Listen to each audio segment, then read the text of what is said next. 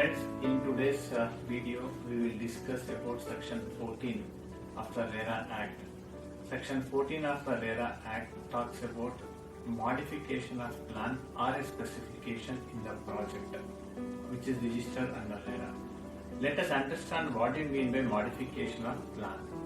Friends, you are aware that once a sanction plan is obtained from the planning authority, which may be a urban development or which may be a DTCP or any planning authority, the same plan which will use it for the purpose of obtaining the RERA registration, and also which will be used for the purpose of marketing and selling of the apartment or any real estate project.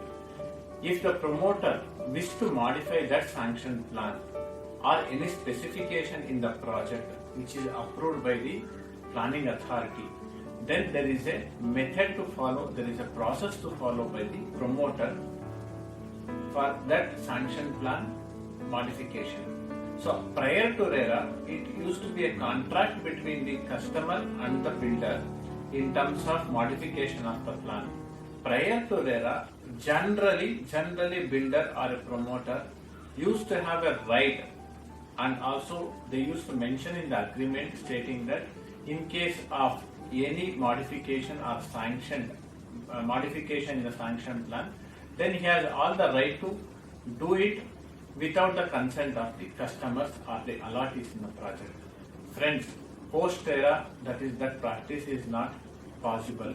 Even for the ongoing project also, even the agreements were entered prior to RERA, the post RERA, the promoter shall follow Section 14 of the RERA Act. So let us understand what is Section 14 of the RERA Act talks about. Section 14 of the RERA Act mandates are compulsorily where the promoter intend to modify any sanctioned plan or any specification which is part of the sanctioned plan or offering to the customer, then he should go back to the customers and take the consent in writing.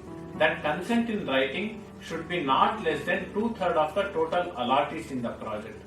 I mean to say an example, if the apartment project having 200 units or 200 apartments, where the promoter has sold 120, sold means even the booking, even the allotment, even the agreement for sale, and also the registered units also if it is there, say all put together is 120 units.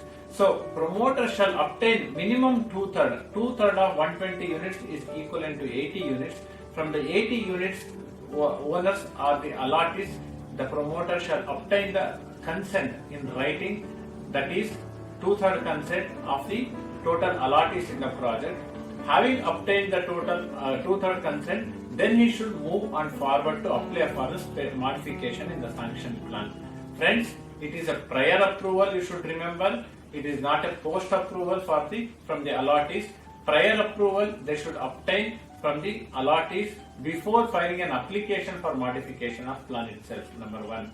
Number two, that consent which he obtained should be an informed consent. It just cannot open it and say that I am applying for a modification of plan, please give me a consent. It is not so. It should be informed consent, mean to say that what is the modification which the promoter is carrying out, and that details shall be provided to the allottees in the project. Allottees should give that specific consent and the informed consent to the promoter. So having obtained this consent from the allottees, minimum 2/3 allottees, the promoter shall come back to the RERA authorities and file a necessary application for the purpose of compliance with the Section 14, that is modification of plan. Friends, one should follow this irrespective of whether it's a major modification or a minor modification. As long as there is a modification in the sanction plan, Section 14 is applicable, and Section 14 is a prior consent of the allottees, and also having obtained the prior consent, having obtained the modification of plan, sanction plan, the promoter shall come back to the authority, make a necessary application for such modification in the RERA registration and get the approval for the same. Thank you one and all.